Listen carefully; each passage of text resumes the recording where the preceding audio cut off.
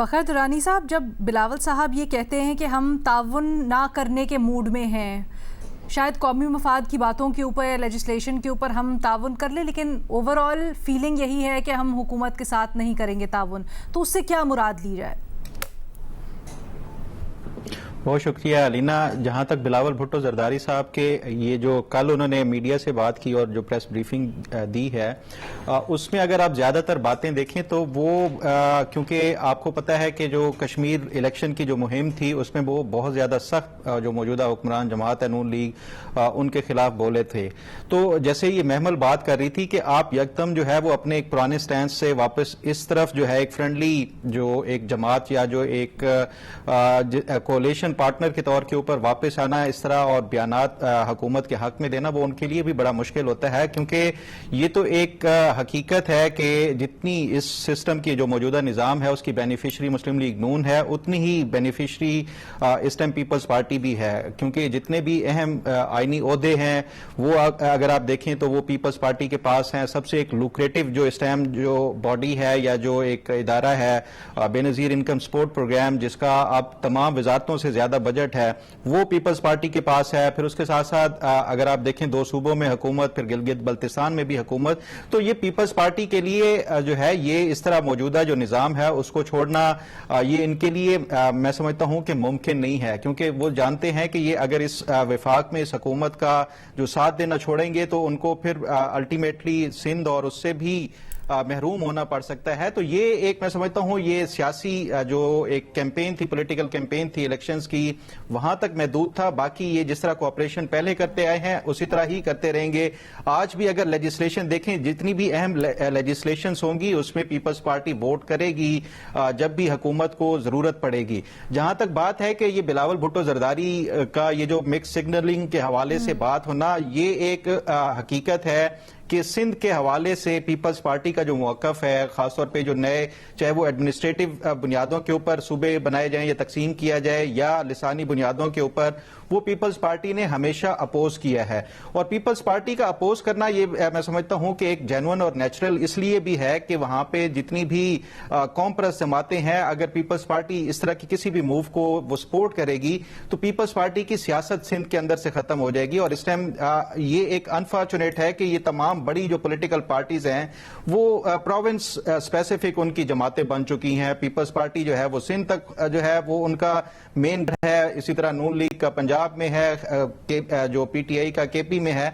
तो ये इस तरह के जो अपने जो स्ट्रांग होल्ड्स हैं उसको ये इस तरह डिवाइड होते देखना, ये इनकी जो है ये बस में नहीं है कि ये इसको डिवाइड करने के लिए कोई रजामंदी जाहिर करेंगे। तो इसलिए ये एक पॉलिटिकल जो सारी जो गेमें चल रही हैं ये उसका हिस्सा है। बिलावल भुट्टो जरदारी साहब अपोजिशन से जाके मिल रहे हैं या जो इस तरह के बयानात भी दे रहे हैं। तो बाकी जहां तक बात है कि कोई इस सिस्टम को कोई एक बड़ा खतरा या कोई इस तरह की जो वो मुझे नजर नहीं आता कि बिलावल भुट्टो जरदारी जो है वो कोई इस तरह की मूव चलेंगे सियासी तौर के ऊपर कि जिसमें विफाकी हुकूमत को कोई खतरा हो सकता है। या वो बहुत पहले आपने एक हमें तज्जिया तबसरे के दौरान कैफियत बयान की, आपने कहा कि ऐसा सोचा जा रहा है कि पीपल्स पार्टी हुकूमत में रहे लेकिन अपोजिशन बेंचेस पे भी जाके बैठे, कहीं वो वक्त तो नहीं है? बिल्कुल ऐसे ही है। देखें अपोजिशन का जो है वो इस वजह से किरदार, खासतौर पे जो लीडर ऑफ अपोजिशन का किरदार होता है वो इसलिए अहम है कि जो खासतौर पे जो आईनी ओहदे हैं, जिस तरह आपने चीफ इलेक्शन कमीशन का अपॉइंटमेंट है उसमें लीडर ऑफ द हाउस और लीडर ऑफ द अपोजिशन और इसी तरह चेयरमैन नैब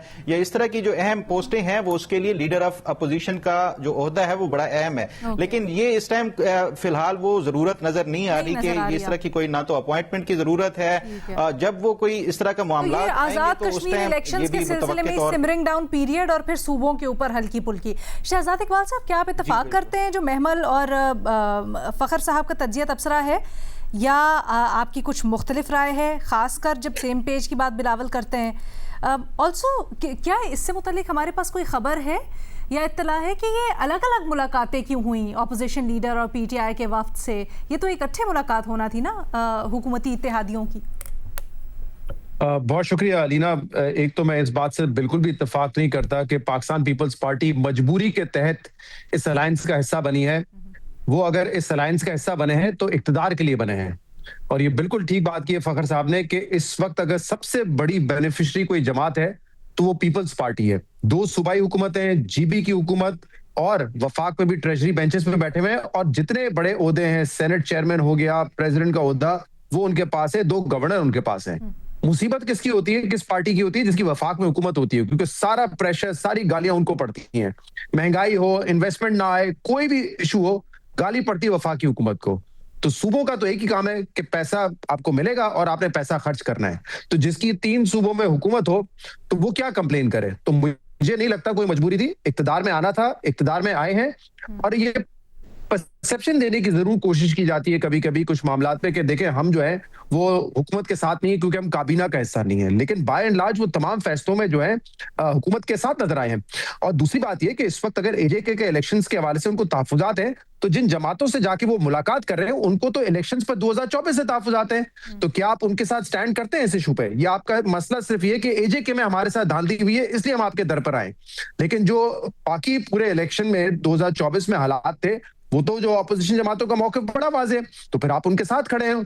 और उनके साथ आप कैसे खड़े होंगे? क्योंकि आपने इस हुकूमत को वोट दिया है, जिसको आप खुद अपनी सियासी तकरीर में या जलसों में कहते हैं इलेक्शन के वक्त कि फॉर्म 47 की हुकूमत है। तो देखिए, अब मेरे ख्याल से पाकिस्तान का नौजवान बड़ा होशियार हो चुका है।